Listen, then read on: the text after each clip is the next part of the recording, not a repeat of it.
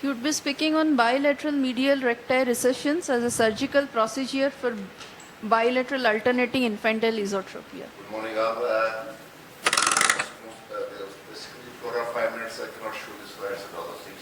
Most of my talk will be theoretical. Screen sort of as established as a common or characterized by the abnormal ocular deviation, loss of ocular pluralism, and opacity of the binocular vision, which is simultaneous possible futures. The aim of a squint correction is not only to correct the angle of deviation, but to achieve the normal status of vision as much as possible. For that, the early management of any ocular deviation, notes by the parent should be brought to the pediatric ophthalmologist as soon as possible. In the past, in Asian underdeveloped countries, squint was thought to be a kind of stigma, especially the girls who were not treated in time, and they would go into amblyopia. The management of squint was only cosmetic, but however, with the better awareness and the better availability of this thing, they brought. One of the most important things for the squint is visual.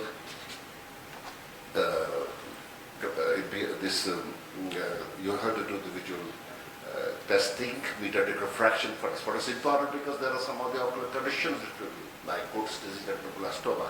Squint can be commitant and commitant.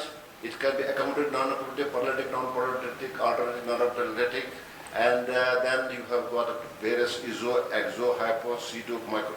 Now, when I was in the Middle East, I noticed the case of where the parents brought a bilateral twin in 6 months through, and they had observed a bilateral ocular deviation of 20, and they were normally delivered children, twins, and they had a bilateral alternate esotropia of 22 degrees. So the diagnosis was mediated refraction, the occlusions of normal bilateral alternate infant esotropia.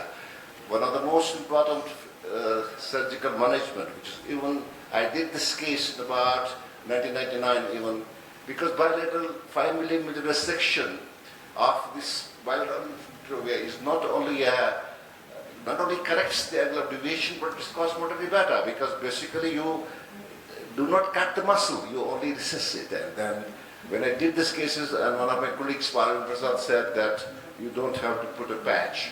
So the bilateral mediated recession is one of the most common surgical modality which is now done. Even I did it 30 to 25 years, even this is done. The thing is because you don't cut the muscle, you resist the muscle, so there's no reaction. And how? There can be some side effects, like you can have a kind of undercorrection, you can have an overreaction of oblique, you can have a amblyopia, you can have a vertical, dissociated vertical element. And another thing, as a pediatric ophthalmologist, which little bit I do, is that you should, there is a kind of a condition which is called as a mobile laptop syndrome, which happened during the period of COVID, where the children age of 5 to 7 years were glued to the mobile games, and they just come up with. I have an article which is squint correction type, and the role of parents in mobile data abuse. They give children, they get their addiction, they can come up with eye ache, headache, irritability, change in behavior, eating disorders. Even the mobile data abuse, the reports of autism, delayed milestones, epileptic attacks, ophthalmoplegia, squint diploma has been reported. Thank you very much.